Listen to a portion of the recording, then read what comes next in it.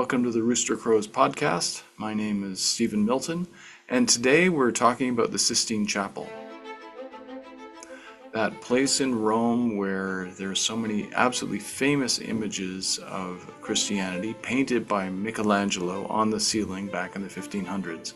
And we're going to be talking about the Sistine Chapel by talking to the author of this book, All Things Move, Learning to Look in the Sistine Chapel by Jeannie Marshall. Jeannie is a Canadian journalist who moved to Rome some 20 years ago and fell in love with the Sistine Chapel. Although interestingly, she's not a Christian, and she's not religious at all, she would say. But nonetheless, she found that something about the Sistine Chapel really spoke to her. And I think that that is true for many people who go there. And as I'll talk about later with her, that happened to me too when I was quite young. So let me introduce you to Jeannie Marshall and our discussion about the Sistine Chapel.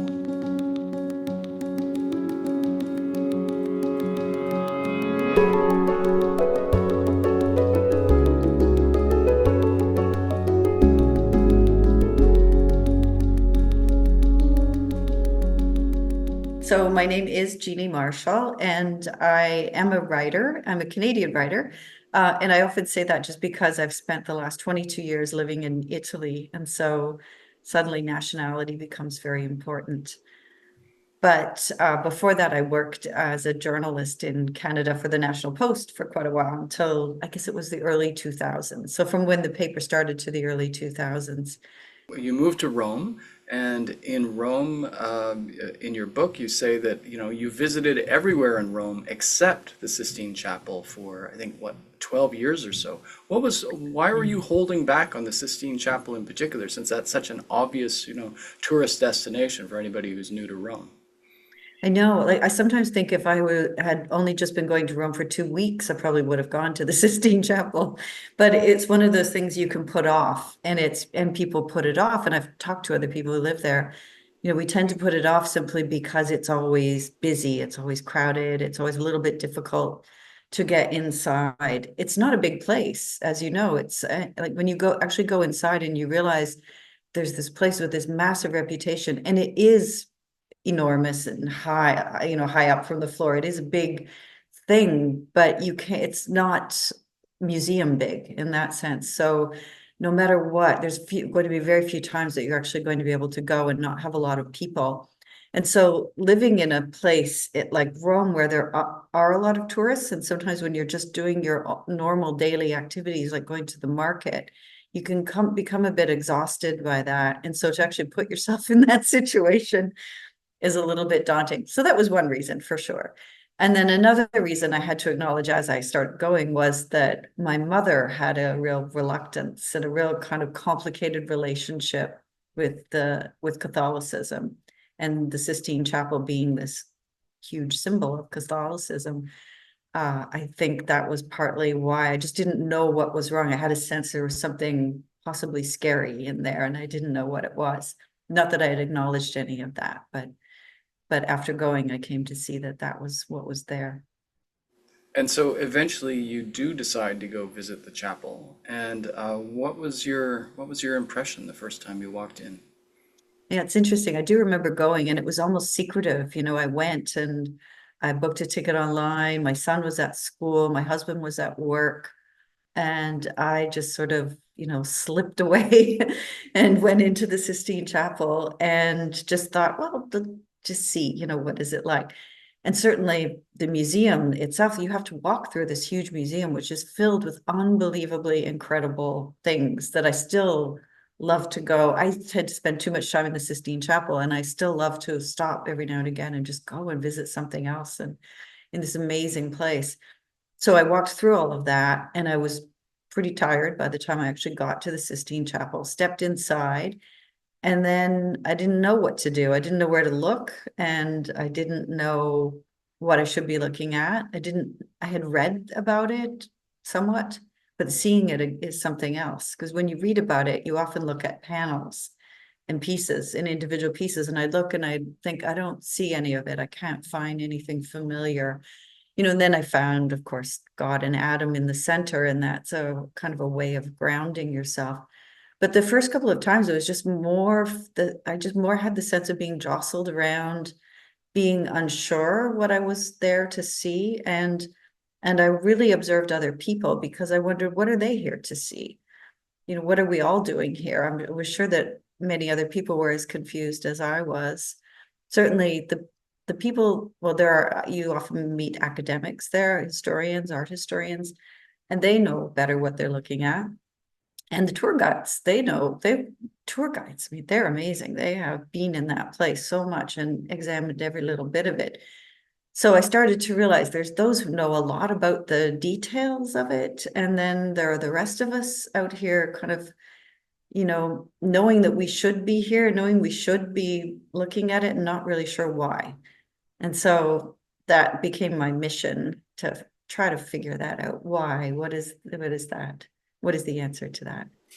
And you mentioned that your mother was a sort of conflicted Catholic. Um, are you any kind of Catholic? I would say, I've met a lot of Jewish people who call themselves culturally Jewish. And then I thought, well, maybe I'm culturally Catholic. Maybe that's what that is.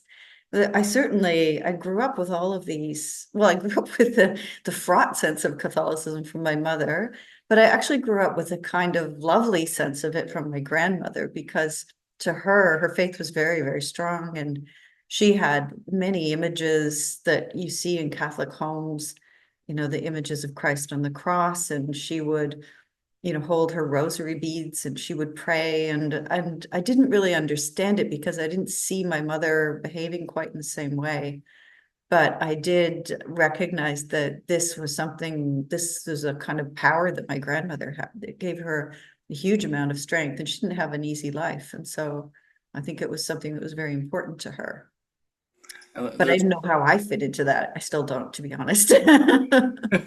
so it sounds like in the book you talk about how you were sort of dragged to Sunday schools and every kind of church except the Catholic Church. So you knew something about the Bible stories that were being depicted on the Sistine Chapel ceiling as well as its walls, right?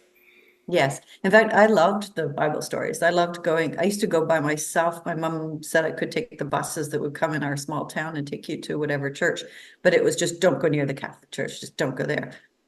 Okay. But I went to all these churches, and you'd sit in, someone would tell you a story. You'd sit in small groups or big groups. And I can still remember my first experience of hearing some of them as well. And that they were just these incredible stories, unresolved stories, things that had mystery and no clear answers, which is I think when you're a child, you're kind of looking for answers, but you're also willing to grapple with that kind of ambiguity. So I loved all of that. And then later, when I became a literature student at university, of course, then I saw the effect of Bible stories on literature in the Western world. And I thought, oh, lucky me, that I actually have actually encountered these stories before. So that was great. That was kind of nice. But it sounds like from the book you walk into the Sistine Chapel not as a self-identified Christian, right? No, exactly. Right? Yeah, definitely someone who's resistant and skeptical of, not of God, or I mean, I don't know what I'm skeptical. I'm a very confused person, but I think when I walked in, I'm not going in as a person of faith. I'm not going in as a believer, but I am going in as someone who believes that this object, this place is very important to the Western world, maybe to the world in general. And I was also very interested in the fact that Michelangelo himself was quite devout. And so his faith obviously is going to make a big difference to the way we experience the work that he creates. And I was interested in that. I think sometimes that, there's so much cynicism in art of our century, that to encounter something that's done in all sincerity like that can be really powerful. And so I went in with that interest, but not a fellow feeling, I suppose, is the way to Right. put it. Yeah, it's interesting. I've been to Rome twice, and I was there for the second time this summer. And, I'm a minister, so of course I'm looking at the Sistine Chapel as a person of faith. But as I was reading your book, I was reminded of an earlier experience I had the first time I went to Rome. I think I Mm. was 10 or 11, and my parents were taking me on, one of those, month-long tours of Europe, right? If it's Tuesday, it must be Belgium kind of thing, right? Yes. We got to Rome, and I think we stayed for 2 or 3 days. And of course, and I think this was in 1970, so I think this is before they restored the Sistine Yes. Chapel. So I do seem to remember it being darker than this time when I saw it last. But anyway, so we walked in and we went to the Sistine Chapel, and I was just gobsmacked. And I had been Mm. raised secular. I suppose I would qualify at that time also as culturally Christian, but Christmas was for presents and Easter was for chocolate, right? It was only much Okay. later that I found out that I had a great grandfather who had been a minister, but that had died down thoroughly by the time I was being raised. So, what little I knew about Christianity was from television, which is a terrible way to learn about Christianity. Right. So I walked in and I was just gobsmacked, and I forced my parents to take us back a second time before we left Rome. Well, that's interesting. Do you remember what it was that actually kind of caught your attention or You know, got uh, off with you? what I remember most clearly was the Last Judgment. I Mm. remember thinking that was incredibly powerful and scary, like really scary, but It's very scary, fascinating. yeah. Yeah, but yeah, I insisted that we go back twice, and I certainly was not a Christian in a meaningful sense back then. So I get where you're coming from. That room has a power, right? Yes, It has it a power certainly that you can does. feel even if you don't understand what you're looking at. Yeah, I think that's very true. And I mean, I did a write about taking my son there when he was little, partly because I wanted to see would it have an effect? Because we've been in other churches where I could see that he was affected by the environment and interested. And he was going to an Italian school, and his teacher was Catholic. And, she talked about Catholic stories, and he often recognized what was being depicted in a fresco before I would, or I wouldn't even know. He's the one who would tell me as a small child.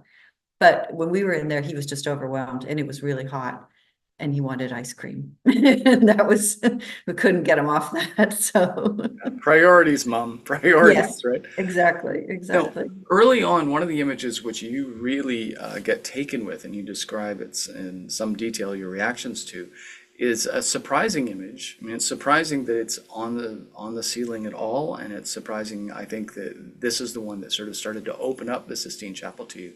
And that's the image that Michelangelo paints at the far end of the chapel of people who are about to be imminently drowned by the flood, coming up to what little land they can find for shelter and refuge. Can you just maybe, since this is an audio podcast, can you describe that picture for a minute and then Yeah.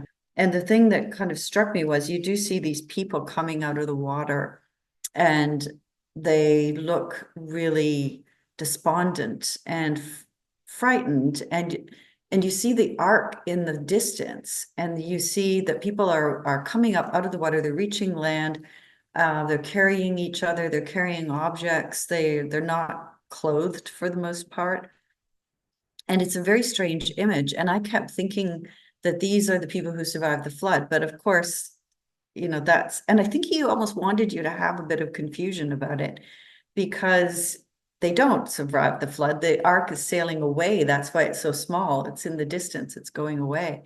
And you realize that these people are going to die. And I just found it so powerful, because when I read that part, in the King James version, it's also a very powerfully written passage, but you realize there's a lot of I mean, it seems sort of terrible and seems confusing. And he himself, Michelangelo, seems to have this kind of sympathy for these people. And he isn't just kind of saying, okay, God said that's it for you, and so you must have deserved it, and off you go.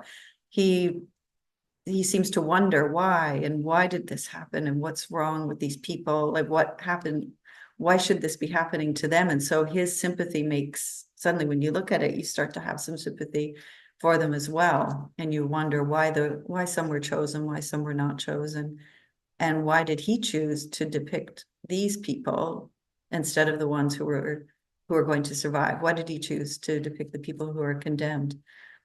And of course, it's not a question with an answer, but to sit there under it and to think about that is, to me, made me think about all all the things that happen in your own life that you can't control, that you don't understand, you feel like you're being punished for something, you don't know what's going on in the world.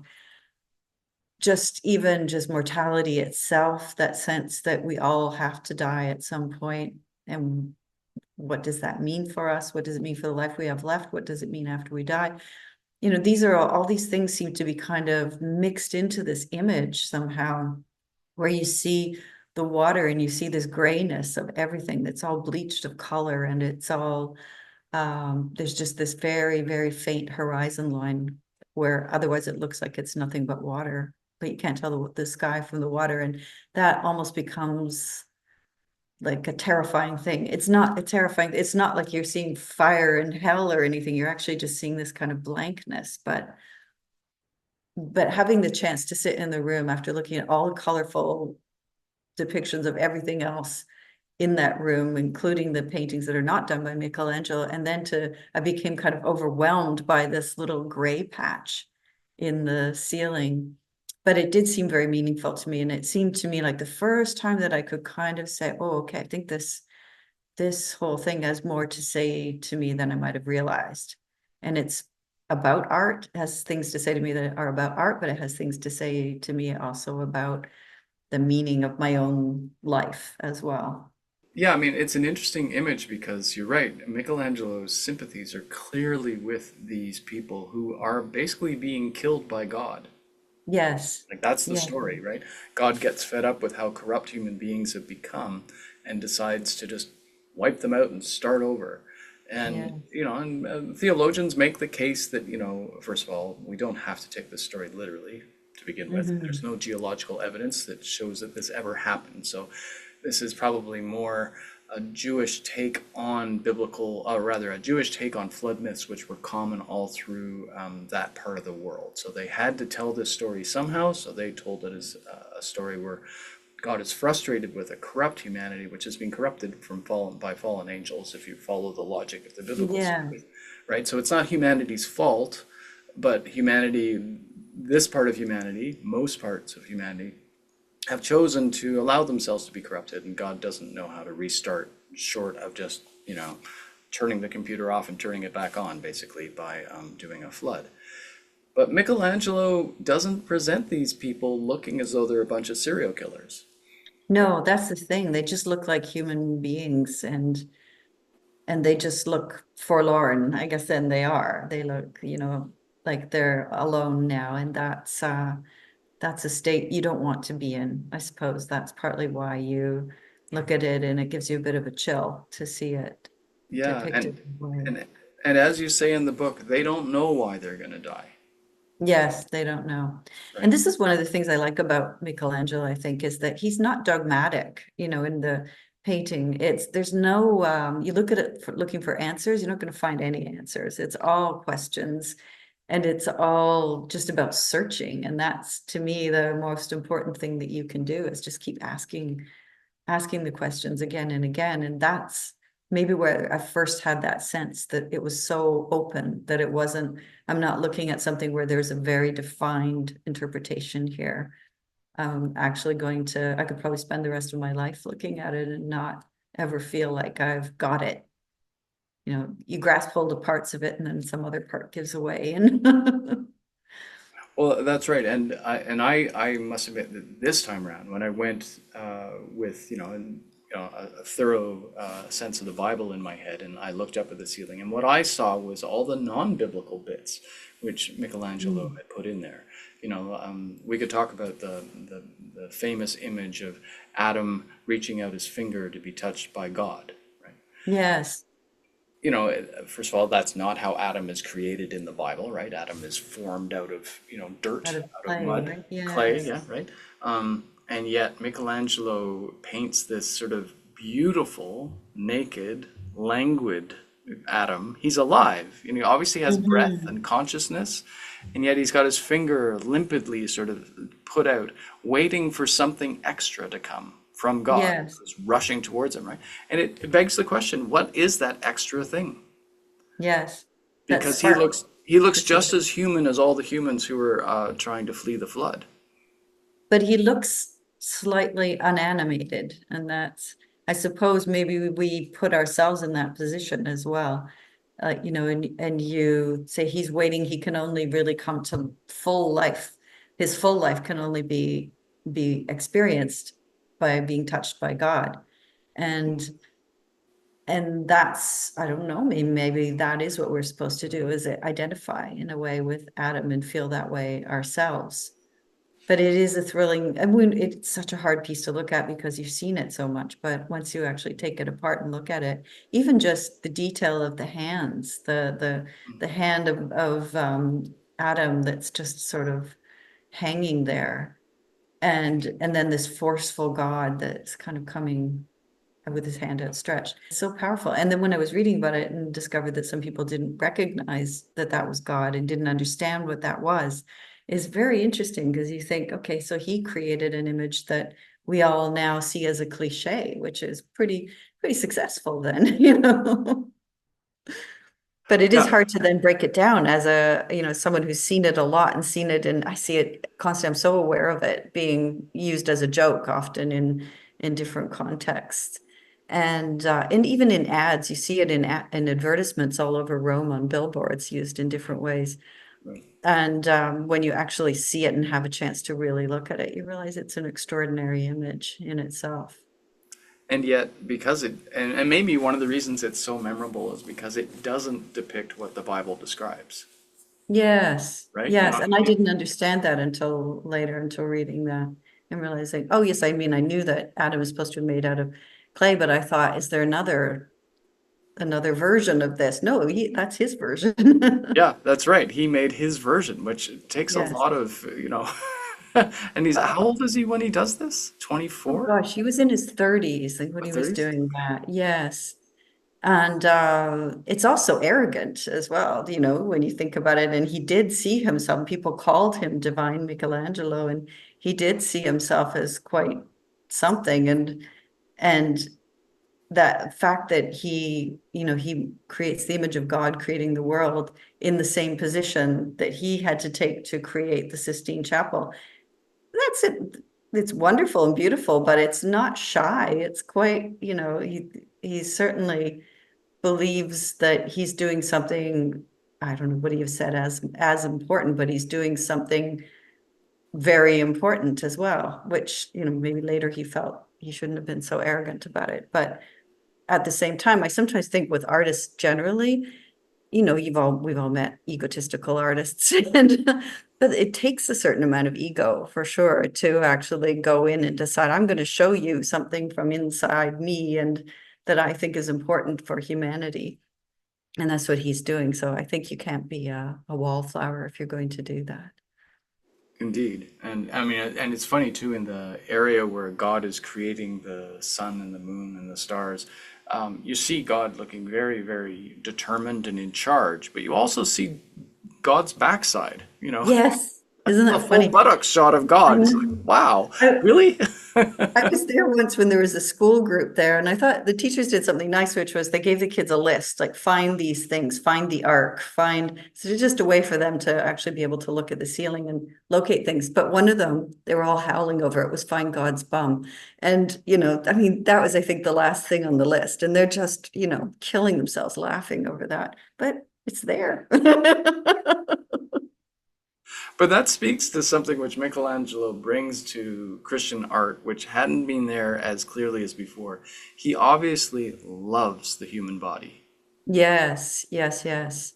You see all the muscles and they're not necessarily anatomically totally well, they are, but they're also his, like it's always his interpretation. If you just see a picture, a muscular body that's painted by Michelangelo, no one has to tell you that that was Michelangelo who did it. You see the kind of weird lumpiness about it that is also beautiful.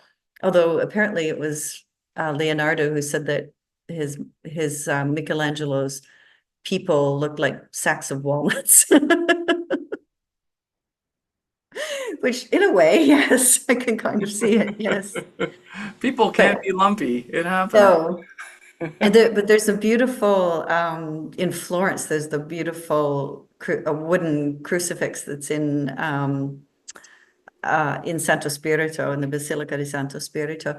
And it's an early sculpture that Michelangelo did. And it was thought to have been a thank you gift to the hospital because they let him look at cadavers. And so he creates this very young, oh, like Christ almost looks like a young boy. And it's beautifully done. It's such a beautiful thing, but it's also very, very anatomically correct, all the muscles and everything. So that it's kind of heartbreaking as well, because it's this, thin person being, suffering like that. But it's a really beautiful thing. But you really see that, okay, he was paying attention to the body very, very, very early on. And that comes across loud and clear in the final judgment, where virtually everybody is naked. And Yeah. Even Christ is naked except for this one strip of cloth which covers Yes. his midsection. And that too is revolutionary. Like if you've walked through the Vatican museums many times, so you've had to go through the rooms that have medieval art, right? And Yes. medieval depictions of God and Christ, they're always fully dressed. Yes. Right? I mean, even Christ on the cross sometimes is shown with wearing a sort of a tunic of kinds, or sometimes a skirt. Like, it takes a long time before we get to the Renaissance and they strip him down just to a loincloth. But the idea that, you could depict divine figures as naked is something which was alien to Christianity in the Middle Ages, but was, of course, completely commonplace to the Romans and the Greeks. They Yes. depicted their gods naked all the time, and Michelangelo was studying their art, right? He was studying the statues they were digging out of the ruins of Rome and getting his Yes. ideas, right? So he takes Yeah. this So very that the pagan idea and tradition. he puts it right up there on the top ceiling of, this very Yeah. Christian place. And it was very controversial as well. All of that nudity, it did upset a lot of people. And there was one pope who actually wanted to paint it over, but he died. Thank goodness. You think about that. Sometimes you think if he'd lived and painted it over, oh man, well, we wouldn't be having this conversation for sure. But Indeed. yeah, So incredible. the other human figures which you talk about, which you have great admiration for, are the figures who are the prophets, as well as the genealogy of Christ, right? Yeah. Can you talk a little bit about why you find those figures so interesting? Well, the ancestors are not, they're often described as being not that well painted. They're a little bit, there's almost something a bit fuzzy about them. And there's a lot of speculation that he may have done basic outlines, but his apprentices actually painted those parts. And also I found it interesting that he includes pictures of women in there when the women are not listed, of course, as the ancestors, but they're there. They had to be. So he shows them as well. Yeah, and one of the other things which is interesting is that many of them look really bored. They do, don't they? Yes. They look like they're just kind of waiting. Yeah, And and I've that's heard, it. I've read some people say that, he painted them that way because they are waiting for the Messiah to come. Yes. And what's really funny when you're actually in the Sistine Chapel is that you'd think that everybody who has made it through the long hallways and the long wait, it's kind of like going through IKEA, right? You have to see everything else before you get to the thing you Absolutely. wanted. Yeah. You get to the Sistine Chapel, you'd think that everybody on the ground would be really excited, but that's not the case. There's people who have been dragged there by their families or the tour or whatever who don't want to be there. And No, they're yes. they're bored on the ground. And it's so funny that in this, really, really important painting on the ceiling, Michelangelo has painted bored people. Yes. There's He's this brought weird it home mirroring as happening. it's a necessary component of the whole thing, the waiting. Yes, it is. I've always found it fascinating to look at the people as well as when you're in the chapel and to look at where other people are looking and what they're trying to see and to note the ones who look like, oh, I just want to get out of here and I'm already exhausted. And you think, they probably spent months planning their visit and then, they finally get inside and they can't really quite do it. I do feel like you have to book a few visits to get the sense of what you're really looking at. So I have sympathy for anybody going through there on their first visit. I have a good friend who she told me about her son when her son was 12. They were visiting with family And they had built up the Sistine Chapel so that when he got inside, and he was exhausted from it all, and they'd been touring many places, he had a meltdown inside and started yelling, "This place is overrated." But I actually visited the Sistine Chapel with that boy. He's an adult now, and he didn't find it overrated. He was much more engaged by it as an adult. But yes. So the in some ways the climax of the Sistine Chapel isn't on the ceiling; it's on the altar wall where Michelangelo's painted the Final Judgment. You, in your book, do a really good job of sort of explaining, he did that in the 30s, I guess, right? And after the Reformation of 1517, Yes. that starts, right? So the world has changed quite a lot by the time he gets to painting the Final Judgment, the Christ standing there, pronouncing judgment over those who will be living in bliss for the rest of eternity and those who definitely won't. What sorts of things had happened in real life, do you think, that colored the way he painted that? In Rome, they were somewhat oblivious to what was going on. They were trying all of these schemes to raise money for many things, but artworks were, eating up a lot of cash. And they were sending out people to collect money on indulgences. So you could bypass purgatory a little faster. Or I found that so fascinating, the whole idea of the sale of indulgences. And this is something my mother just used to rail on about all the time. And I never really quite understood until I read about it in more detail in this time. And you realize it was an outrageous scheme to be raising money by telling people it doesn't really matter what you do or what kind of life you lead. You just buy a ticket, essentially. And, it will go towards rebuilding the new St. Peter's, or it will go towards creating this great art that Michelangelo and the others are making. And Michelangelo is kind of blithely going along. I mean, he's always having trouble apparently getting his money out of the Pope, but nonetheless, he's still living within that world and not recognizing the effect that this is having on the larger world of Christianity until Martin Luther comes along and says, no, this is wrong, and creates quite a fuss. And then, of course, there is the sack of Rome that happens in 1527. I always get dates wrong, 1527. So that and Michelangelo was not in Rome at the time, but of course he saw the terror that this inflicted, and the damage that it inflicted, and the charges that Luther was making, they landed, I think, with him. Like, he did start to see it and start to realize that this was wrong, that this was not how the leader of the church should be behaving, that people were at risk, people's souls were at risk, all of this was at risk. And perhaps he had been too arrogant in accepting these commissions and seeing himself in this way and not recognizing the larger world that this is inhabiting. And it was brutal, it was murderous. I mean, it's not like there was one good side and one bad side. It was all pretty awful, but it would have been pretty shocking to go through it. So you can see that he's a changed person by the time that he comes to paint the Last Judgment, and he's afraid. I think he's afraid himself. And so the reason that the dark parts of that fresco, the parts that depict what happens to those who are not saved, they are scary and they're very detailed. And I think it's because he was worried for himself as well, that maybe he had not been the Christian that he should have been. Not as, even though, he may have prayed a lot, he may have had this faith and held this belief, but he may not have acted in the way deeply that he should have been acting. And so he paints himself as the flayed skin of, well, they think Saint Bartholomew, essentially, but it has Michelangelo's face. And it's such a gruesome image. It's just awful. And to think that that's the image that he left of himself in the Sistine Chapel is just, the kind of self-punishment that is involved in depicting yourself that way, I think says quite a lot. But to realize that history, and to realize that this was a turning point in not just in Christianity, but in world history, and that it happens between the painting of the ceiling and the painting of the altar wall.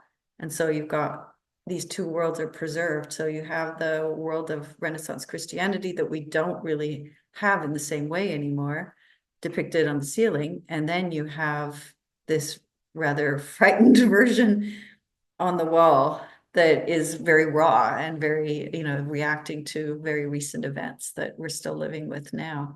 So that to me was really amazing and fascinating to realize that's what those dates represented, that history was right there. And a reaction of one person is right there. It's quite visible. So, what about you and the Sistine Chapel now? You said you're dividing your time between Canada and Italy. Do you still go back to the Sistine Chapel after having thought about it and written about it so much now? I have come back a couple of times since, and but I've been going back with other people, whereas I used to always go by myself. And I do prefer going alone just because you can take as much time or as little as you want, or stand and stare at one thing without having to explain yourself. And also because if you're with other people, you tend to talk. It's just inevitable, so you tend to talk. So I'd like to go back. And then the other problem is that although we are dividing our time between Canada and Italy, we're living in a little house in Umbria now. So we've left Rome. We lived in Rome for 22 years. And then we had a little house that we bought in the countryside to fix up and to maintain a foothold in the country. And so that's what that is. But it's about an hour outside of Rome.